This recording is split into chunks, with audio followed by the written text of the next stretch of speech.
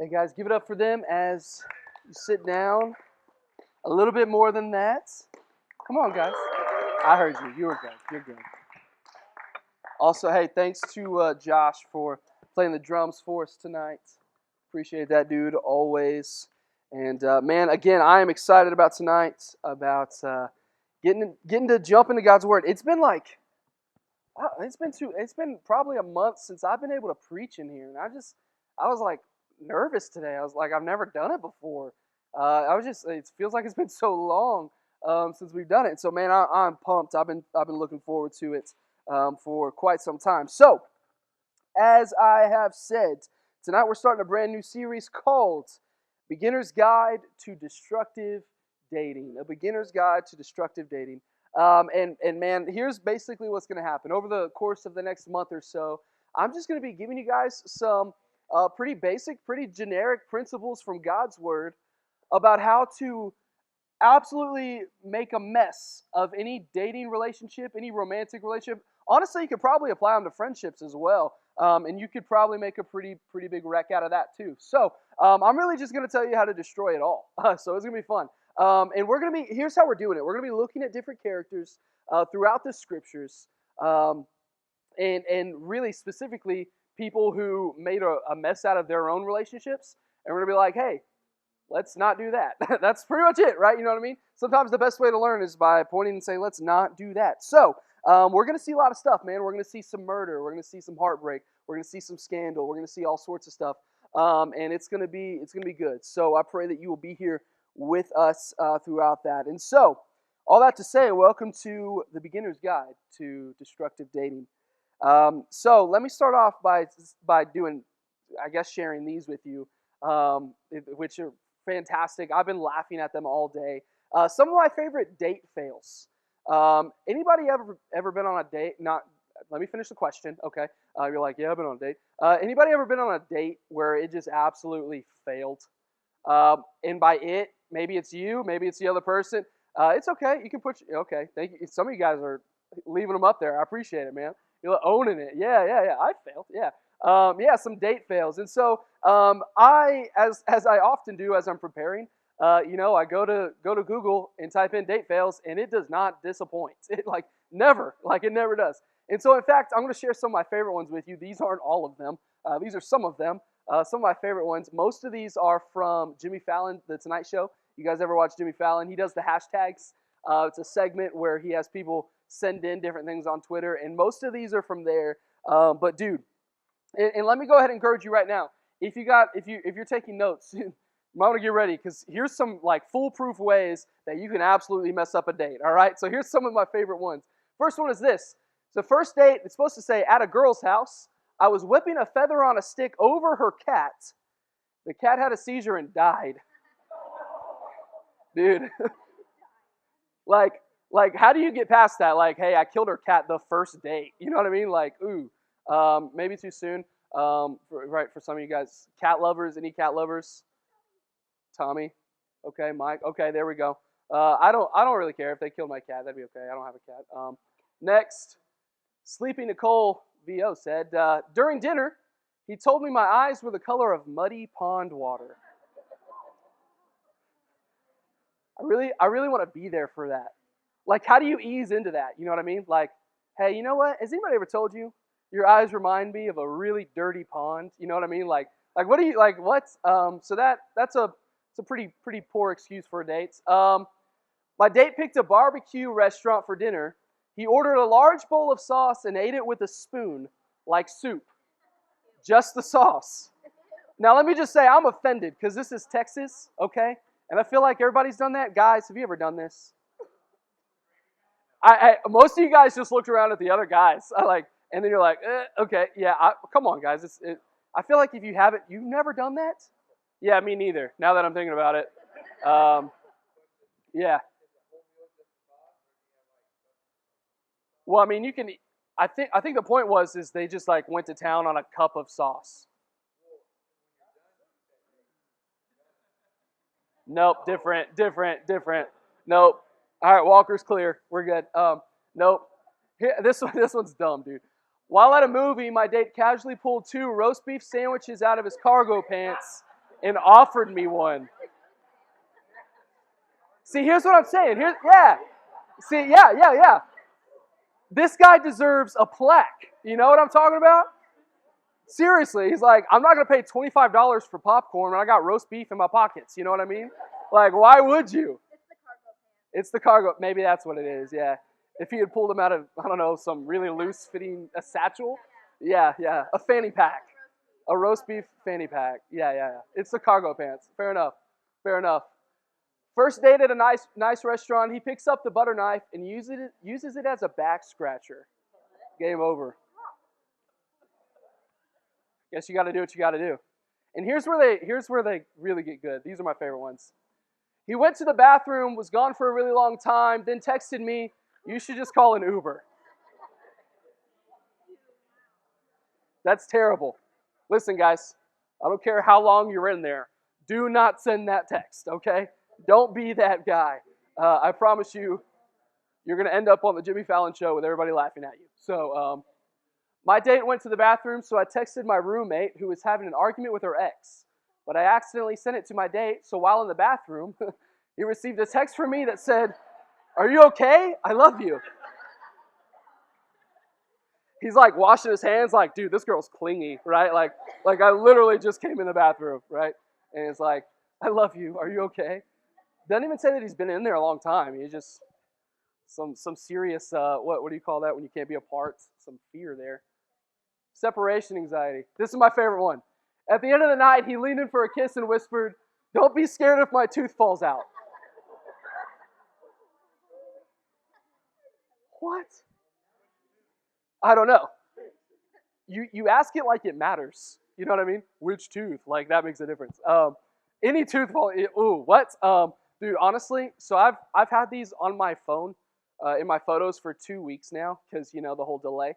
And every single time I've seen this one, I've just started laughing. This one just blows my mind, dude. It's so funny because clearly it's happened before, and he hasn't fixed it. You know what I mean? So it's just like, what are you doing? So all that to say, guys, there's some great ways to ruin a date. So these we're gonna get a little bit more spiritual with the stuff I'm gonna give you, but this will qualify as well. If you wanna destroy your dating game, there it is. So tonight I want to get a little bit deeper than that. I want to see some other stuff. And like I said, man, we're going to be looking at different characters of Scripture. And when we talk about someone who's really bad with relationships, you got to start with a guy named Samson. Okay, this dude is brutal. So we're going to be in Judges chapter 14 tonight, and I'll summarize parts of it, things like that. I've entitled the message "Foxes and Fake Friends." Foxes and fake friends. That will make sense as we get into the text, and I am so excited for it. This is a weird story that it's so much fun just to kind of go over. So we're going to be in Judges chapter 14. We're going to start there in verse 1. If you don't know what's happening in the book of Judges, let me give you like the spark notes, okay? The people of Israel, they just they left, they actually were freed out of bondage in Egypt. They wander in the wilderness. Moses dies. There's this dude named Joshua who shows up, right? Joshua leads them into the promised land. So Judges takes place right after Joshua goes into the promised land, and they have what's called the conquest, where they take over the land, right? So when we pick up in Judges, the people of Israel, they are in the land that God has promised them, and it's theirs now, right? They just fought for it.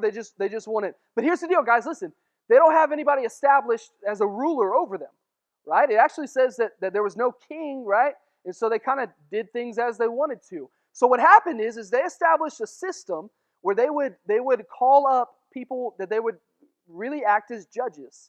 So if there was a fight or there was an argument or a legal issue, these judges were established to take care of it. They became the rulers, essentially, of Israel. And Samson is one of these judges. Anybody ever heard of Samson before, right? Right? Most of us, okay? Samson is the dude that was really strong, right? Think back to VeggieTales or whatever you got. You know, he's the dude that could do a lot of cool stuff with his biceps, all right? And here's why, right? We know that he took a vow. Actually, really, his parents took it for him, right, before he was even born, called the Nazarite Vow, meaning this. All that really means is this. He was going to live his life entirely and intentionally separated, consecrated, right? Set aside, set apart for God, right? In a very specific, a very strategic way. And so there was some stuff he couldn't do. He couldn't cut his hair, right? If you've ever seen a picture of, an image of what they say Samson would look like, he's got this long, flowing, curly hair, right? It's beautiful. And he couldn't eat or drink anything that came from a vine, right? Anything that had to do with grapes. And he also couldn't touch anything that was dead, which is going to be an issue for him because apparently he really wants to here in, that sounded weird, but he does, here in the chapter. So that is Samson. So let's jump into it, man. I don't want to waste too much time tonight. Let's get into the text because it's, again, some crazy stuff. Verse number 1, chapter 14 of Judges. Samson went down to Timnah, and he saw a woman in Timnah of the daughters of the Philistines. And he came up and he told his father and his mother and said, I have seen a woman in Timnah of the daughters of the Philistines. Watch this, guys. Now therefore, get her for me to wife. I don't know if you're noticing this or not, but here's essentially what happened. This dude lived in a city a little east, so he took a trip over to a neighboring city. We don't know much about the city other than it separated the Philistines and the Israelites, so there was probably a pretty mixed company there. And so he walks in there, and he sees this lady. You know what I'm talking about, guys, right? This is like when you were younger and you go to the mall with your friends, right? It's that kind of stroll, right? He's looking for a woman, and he sees this woman, and he's just like, dude, that is her. That's the one. And then he goes back home, and he's like, Mom, Dad, I found a woman that I want to marry. Go get her. I want to marry her now. Here's what I want to point out to you guys. He never actually talked to her. He just saw her. He saw her from a distance and was like, dang, I need to marry her. That sounds kind of romantic. It's not. It's super shallow, okay? It's really, really shallow. He never even got to know the lady. You know what I'm talking about? He's just like, Mom, Dad, I want to marry her. That's it. That was the extent of the conversation, right? And so this is how you know that Samson was a young adult, college student. Probably a Bible college student. You know what I'm talking about? No, I'm just kidding. That's a joke. It's a joke, right? There's a running joke that people go to Bible college, not for a degree, but for marriage. It's okay. It's a joke. So, but he was pretty young. He shows up. He's walking the streets. He's like, dang, that girl's got it. I want her, right? Check out what happens. Verse number 3. Because there's a massive problem with this other than Samson's apparent lack of patience and common sense. Verse number 3. Then his father and his mother said to him, is there never, like that word, is there not a woman among the daughters of your brothers or among all your people that you have to go and take a wife of the uncircumcised Philistines? And Samson said, pay attention to this. He said unto his father, get her for me, for she pleases me well. Now I know what you're thinking, man. That sounds super prejudiced, bro. Like basically his parents are saying you can't marry her because of her background, because of her history, because of her heritage, right? It sounds like in our cancel culture, like this is very incorrect politically, right? But here's the deal, guys. This is a serious deal. Samson was wanting to marry a woman of the Philistines. And here's the issue with that. There's actually a couple of things. It's a really big deal for the people of Israel. The first thing is this. Pay attention, guys, listen, because this is so important. God had specifically instructed the people of Israel not to marry outside of the people of Israel, right? As they were moving into the land of Canaan. You say, Austin, that sounds super racist. It's not, right? Back up. It wasn't because of any sort of aspect of anybody being inferior or anything like that. It was simply for the sole purpose, listen, that God knew that if his people began to marry other people that worshiped other gods, that their hearts would be gone.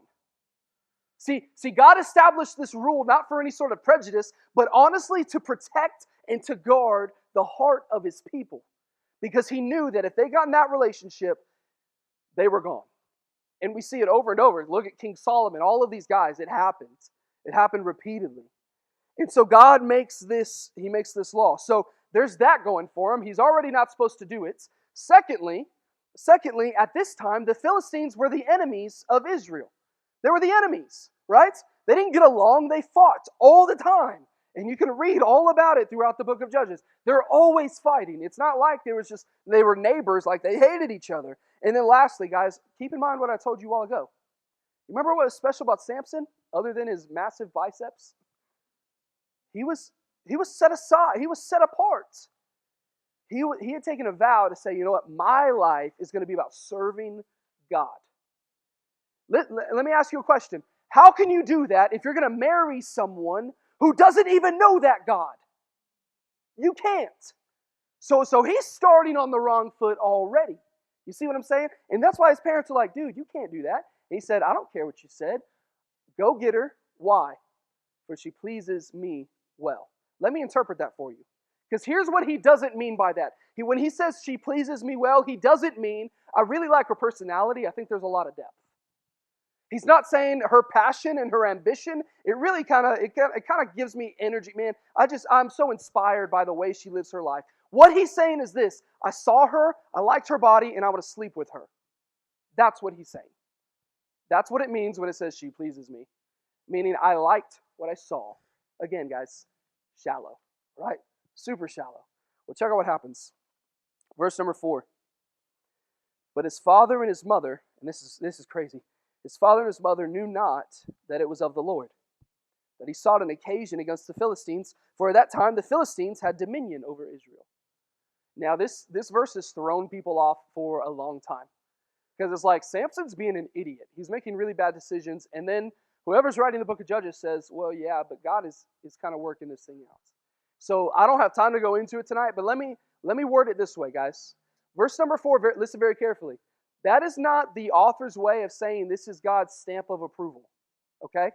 What he's saying is this, is that God is working it out even though Samson's being crazy.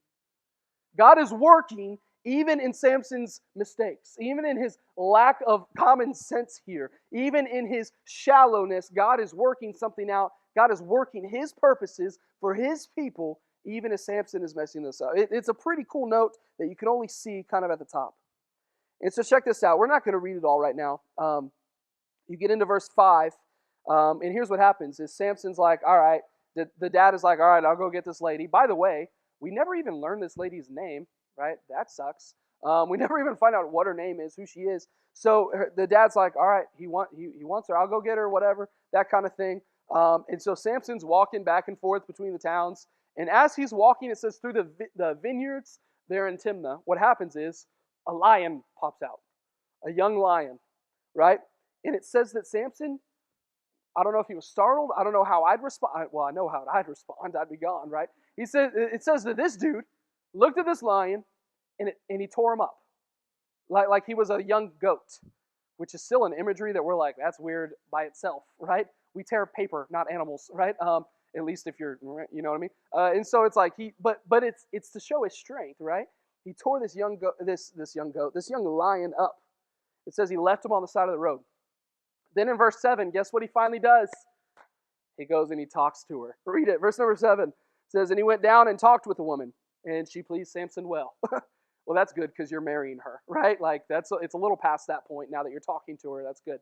And then in verse 8 and 9, on the way back, he walks by and there's that little lion there that's dead, and it's just a dead carcass, right? And a swarm of bees have made it their home, and there's honeycomb in there, and so he reaches in and he eats the honey. Which again, guys, remember the vow he took said that he would never touch anything that was dead. That was part of his separation from the Lord, and yet here he is eaten out of a dead lion, right? Really gross, not sanitary at all, not COVID friendly, but nonetheless, he did it.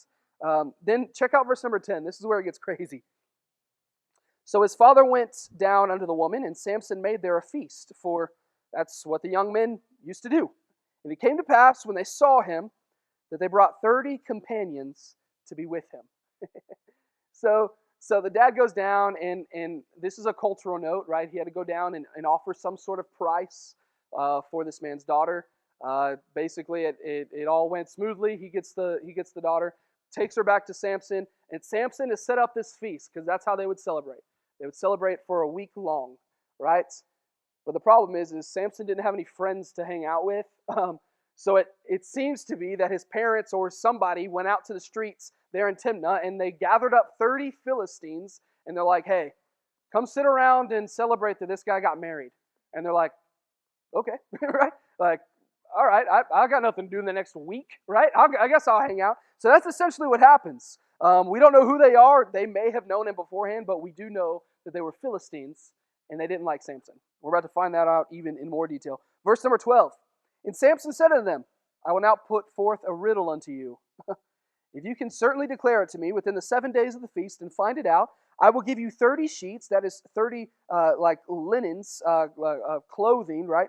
And 30 changes of garments. But if you cannot declare it unto me, then you shall give me 30 sheets and 30 changes of garments. And then they said unto him, all right, put forth your riddle that we may hear it, right? They said, basically, bet, right? Verse 14, he said to them, out of the eater came forth meat, and out of the strong came forth sweetness. And they could not in 3 days expound the riddle.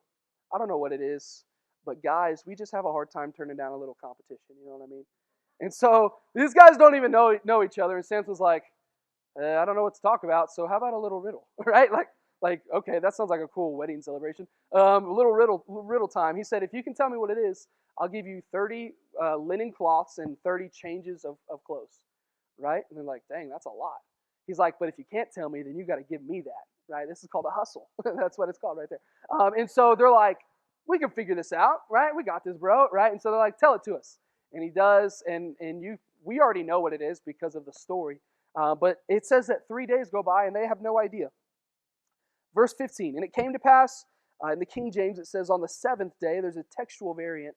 It's probably the 4th day there. It came to pass on the 4th day, that they said unto Samson's wife, entice your husband, that he may declare unto us the riddle, lest we burn you and your father's house with fire. Have you called us to take what we have? Is it not so? Guys, look at me for a sec. I want you to get the magnitude of what they just said. They call Samson's new wife, the one that they're there celebrating, and they say, hey, you better find out what the answer is, or else we are going to burn you alive and burn down your father's house. Intense, right? Listen, guys, the competition's gone too far when you start threatening with burning down each other's houses. You know what I mean? That's a little too far. It's actually really insane, right? Don't burn down houses over riddles. That's a good note to write down. And here's the deal, man. While it seems almost humorous that they would say this, it reveals something. It reveals the amount of embarrassment they would face if Samson walked away victorious. Because remember, guys, this is the Philistines versus an Israelite. The Philistines had dominion. They were ruling them at the point, right? And so for Samson to walk in there, marry one of their women, produce this riddle that they couldn't figure out, it would make them look stupid. And they're like, no, that ain't about to happen. So they go to the wife and say, you better find out what happened. Find out what happened. Verse 16. And Samson's wife wept before him and said, listen, guys, she said, you do but hate me. You don't love me.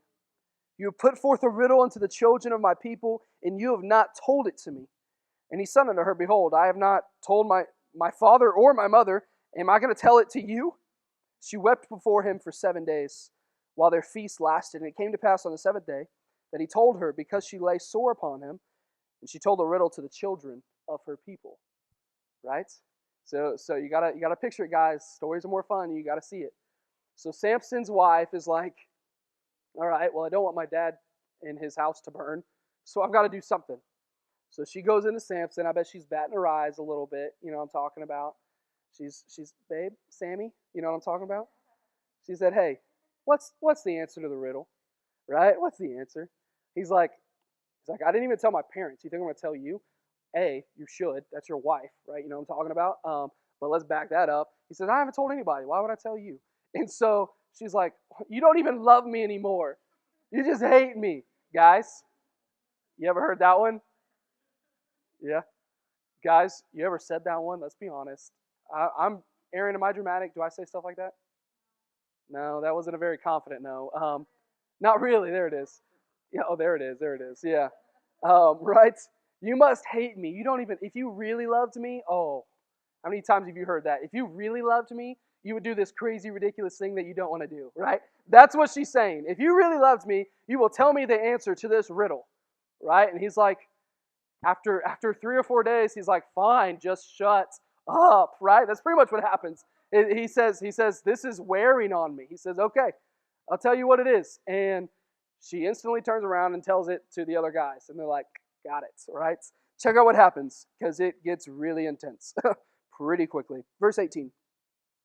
And the men of the city, right, the men of Timnah, said unto him on the seventh day, before the sun went down, what is sweeter than honey? And what is stronger than a lion? I guess it was like Jeopardy style. I guess you had to say it backwards, or the question, I don't know. And he said unto them, if you had not plowed with my heifer, you had not found out my riddle. Listen, guys, pay attention. I don't care how bad the situation is, never call your wife your heifer, okay? That is one of the rules for destructive dating. Never say that. But here's the deal, guys. What he was essentially saying, he didn't really mean it disrespectfully. He was saying, man, if you didn't go to my wife about it, you wouldn't have figured it out. You guys aren't smart enough for that. You guys cheated. That's what he's saying. But nonetheless, Samson had to give him what the bet was. And so verse 19, the Spirit of the Lord came upon him. He went down to Ashkelon. Look at this. And he slew 30 men of them. And he took their spoil and gave change of garments unto them, which expounded the riddle. And his anger was kindled, and he went up to his father's house. But Samson's wife was given to his companion. Look at this last line. Whom he had used as his friend. So here's the end of the story. Samson's like, fine, I guess you guys technically win, but I'm not giving you my stuff. So he goes to a different city. He kills 30 men, right? Takes their stuff, and he's like, here's your stupid stuff, right? And he goes home, and he's like, I'm mad. And they take his wife, and they give it to one of the guys that had been hired to celebrate with him. That's the end of the relationship. Actually, not quite. We get into chapter 15, and we're not going to read it tonight for sake of time. But let me catch you up on what happens. Samson goes back a few months later, and he's like, hey, where's that woman I married? I really want to sleep with her. That's essentially what happens in chapter 15. Like, I really want to sleep with her. And her father's like, oh, yeah, about that. We gave her to your best friend from the celebration because we didn't think you were coming back. And he's like, excuse me? And the father's like, well, I have another daughter, right? It's like, okay, that's not how it works, but okay. And so Samson's like, no. He said, now, listen, y'all, he said, what I'm about to do justifies what's been done to me, right? Like I'm okay. I don't have nearly as much blame to do this because what you guys have done to me in regards to this woman. So I don't know how, but Samson goes out and he catches 300 foxes. 300 foxes. Not like Jacob foxes, like actual little critters, like animals, right? 300 foxes. And he ties their tails together. This is animal abuse, okay, so don't do it. He lights their tails on fire, and he sends them out into the cornfields of the Philistines. Yeah, and they burn down everything. And the people are like, who did that? And they're like, Samson, that dude, I don't know how he caught 300 foxes, but he did, and he turned them into torches, and he's really hurting us. And so they go to fight him. And there's like a whole group of men that go after him, and Samson's like, nope, and it says that he kills them all. Dude, yeah, pretty much, right? It's just like, nope, he kills them all. And that's the end of this beautiful relationship, right? It all started because this dude was wandering the streets and like, I like her, right? Let's get married, right? Without even talking to her. It's incredible, crazy stuff. And honestly, man, every time I read it, and we've read it before together, we've looked at it before, it just blows my mind, right? Here's why, guys. Let me go ahead and start to bring this thing down, land this thing a little bit. Because you're like, what a story. But even more than that, look guys, what destruction. Like literally, like people lost their lives because Samson was acting foolishly. Like we don't even have an exact number, but it was well over 30. Look at me. What a failed relationship. You know what I mean? Like, no one reads this story and they're like, that's what I want, man. That's the kind of relationship I want. Right? They were together all of what? Like a week and a half? You know what I mean? Like, it's brutal. And so my question is, how did he get there? Right? Like, what did he do that led him to such a destructive, terrible, failed relationship? And in light of that, how can we not do that?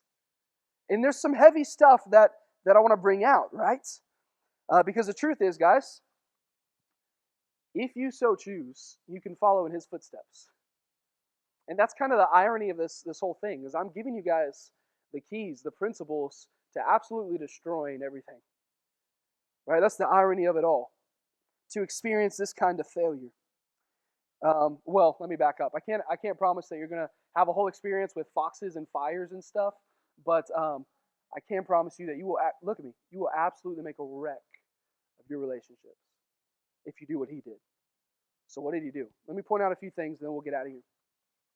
First thing is this, man. He made a couple really destructive decisions. First thing he did was this.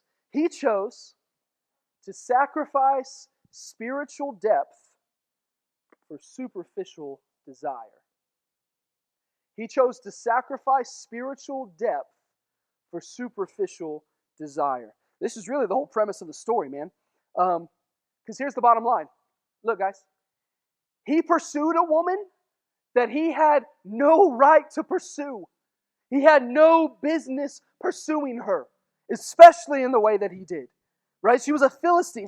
She worshipped false gods. He was a called out, separated, Nazarite vowed Israelite, dedicated his whole life to knowing and to serving God. He had no right to be there in the first place. Right? So why would he marry her? And like we said, man, his parents even said it. She's from a people that don't know the Lord, so why would you do this? Well, the answer was very simple. You guys remember it? She pleases me. Get her because she pleases me. Right? He didn't care about her spiritual background. Look at me. He didn't care whether or not she loved the Lord. He didn't care about any of that. What he did care about was when I look at her, right? It pleases me. And so I can imagine a life with her. I don't know her. I've never talked to her. I don't know what her dreams are. I don't know where she's at with any of that stuff, but I want her. You know what that is? That's trading spiritual, actually, it's really anything spiritual at all, but spiritual depth for superficial desire. Because listen, guys, listen to these words. He decided to enter a relationship that was visually pleasing but spiritually toxic. Do you hear that? He entered a relationship that was visually pleasing but spiritually toxic. Spiritually toxic. And the truth is, man, I could talk about this all night with young adults. About young adults. About us. Because I've seen it over and over again. I had a conversation not too long ago with somebody. They were very evident, like it was very clear that they were interested in a person that, one, they really didn't know, and two, was not interested in the things of God at all. And we had to have a conversation where we said, look, he's not even interested in this stuff. Why would you pursue him? Why would you go? But it's always the same thing. Well, yeah, but you don't know what will happen, Austin. I can change them. You ever heard that one? You ever said that one? Let me say this, guys. You absolutely can change them. So do it as their friend. You know what I mean? Do it from friendship.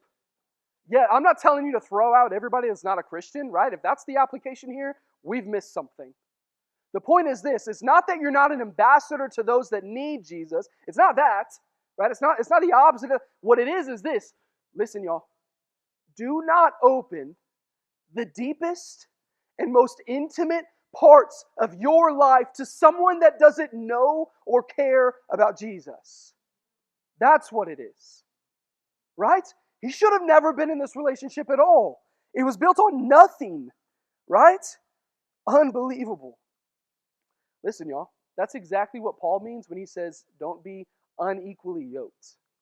I know that passage has been abused over the past couple hundred years. It has nothing to do with race. It has nothing to do with background or heritage or anything like that. That is strictly meaning, don't get into a relationship with someone.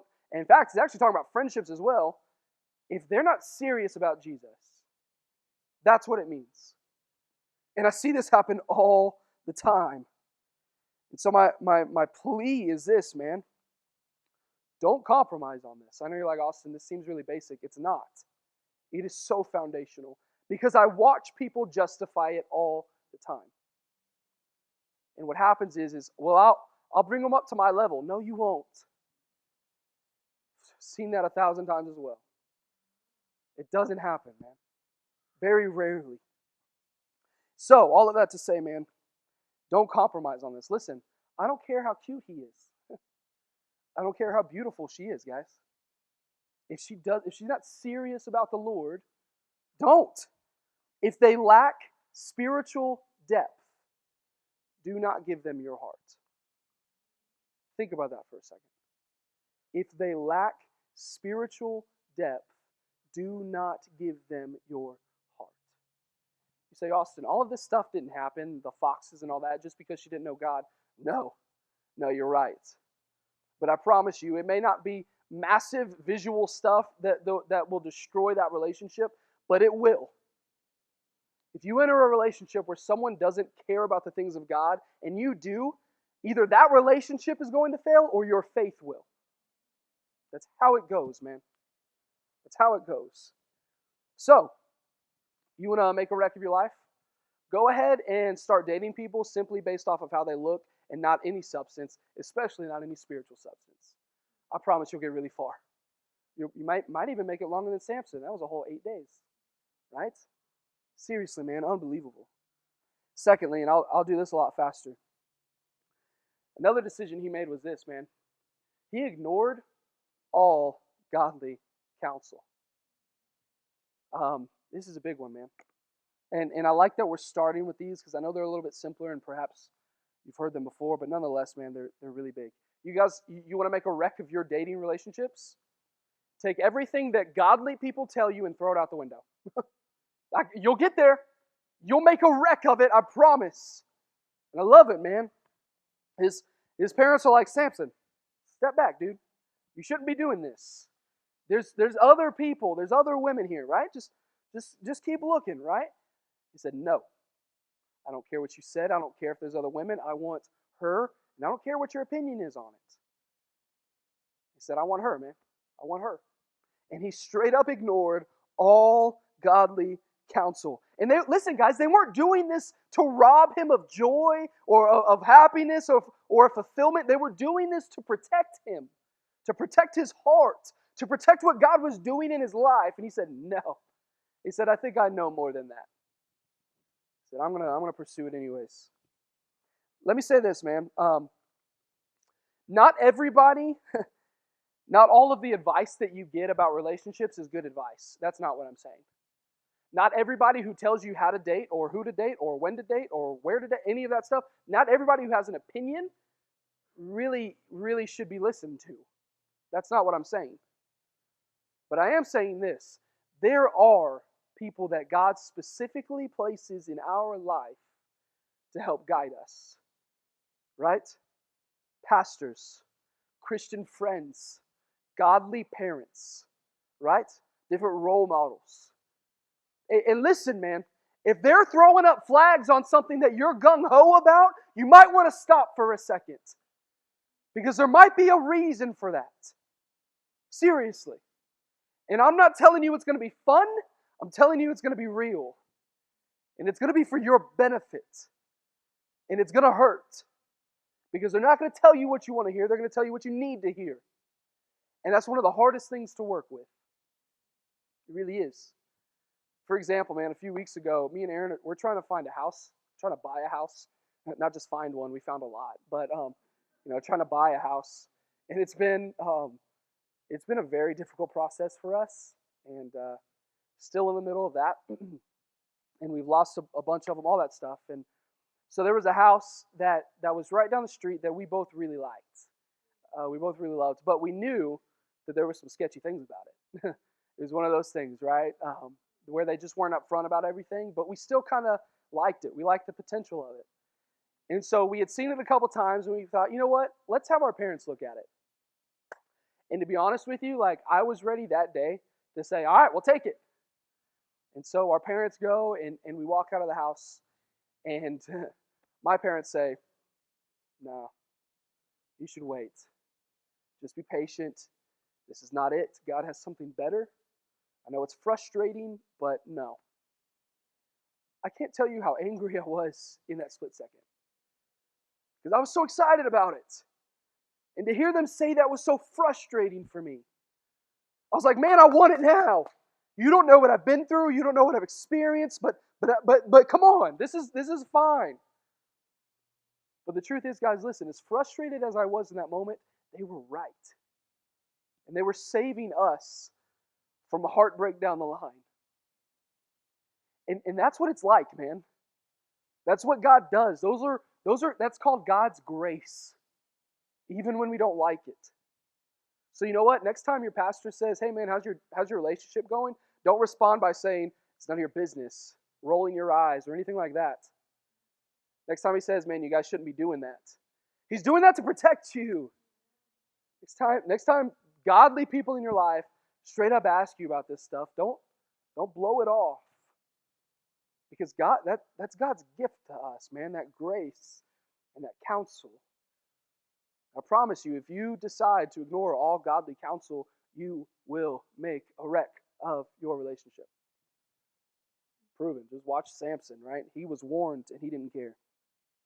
And then the last thing as I wrap this up, man, that is this. Samson's destructive decisions. One, he sacrificed spiritual depth for superficial desire. Then he ignored all godly counsel. And this last one, let me put it up there and then I'll explain it. Another, I think, destructive habit in relationships is to do this. Consider your mistakes beyond the grasp of God's redemption. And we don't really learn this from Samson's actions. We learn it from his story. Right? There wasn't a point where Samson was like, it's like, God can never use me again. But we do find that even while Samson was out there acting a fool, God was there working it out. And that's the best part of the story, right? So maybe we don't learn it from what he says, but we see it in his testimony, right? And I love it, man. I love it. In fact, it's kind of my favorite part of this whole thing, man. God still used, listen, y'all, and I'm almost done. God still used this wreck of a relationship to further his purposes for his people. Sure, they weren't pretty purposes. But we saw it in verse number 4. God was setting things in motion that would allow the people of Israel to be freed from the dominion of the Philistines. So in Samson's foolishness, God was working. What a great assurance, man. What a great assurance. And listen to me real quick and I'll be done. Some of you guys tonight, you may have walked in here thinking, Austin, quite frankly, I don't need your advice on how to make a wreck of my relationships because when I look back, I've done a pretty good job of it. Some of you guys are sitting in here with heartbreak after heartbreak. And here's what happens. It happens all the time. We experience this failure. God redeems us from it. He heals us of it. And then we start a new relationship carrying the same baggage of that failure. And we think we're destined to fail the same way we always have. That God can't do anything else with it. He can't change anything about it. And the story of Samson is that's not true. Right? That yes, maybe you failed in the past. Maybe you've struggled in relationships. Maybe you've made some of these mistakes. But listen to me, guys. That doesn't have to be your future. It doesn't have to be your next relationship. It doesn't have to be. I hope that brings hope and encouragement, right? Some of us, we walk around with so much relationship baggage. So much that when we get into a new one, we're starting off on the wrong foot. Listen, guys. Listen, guys. If God can take Samson's foolishness and work that out, I'm pretty sure He's still got whatever you've done under control. Seriously. Seriously. We've got to learn to see our mistakes through a finished cross, through a gracious Savior, a resurrected Savior, through a sovereign God who works out even the worst of our mistakes for good. I'm not saying to let go of your mistakes or just to not deal with them or to act like they're no big deal. They are, man. Deal with them. Be an adult. Get on your face before Jesus. Cry out for forgiveness. And He's promised that He'll provide it. And when He does, move forward. Because look at me. If you are constantly being weighed down by the mistakes of your past relationships, you will destroy whatever relationship is coming. You will. If you can't get past that past mistake, then there's no future with someone else. And I want that to encourage you tonight. Because God's grace, listen, man, it covers everything. Every mistake, every sin, every falling short. It's paid for by the blood of Jesus. And as a child of God, man, you walk in freedom.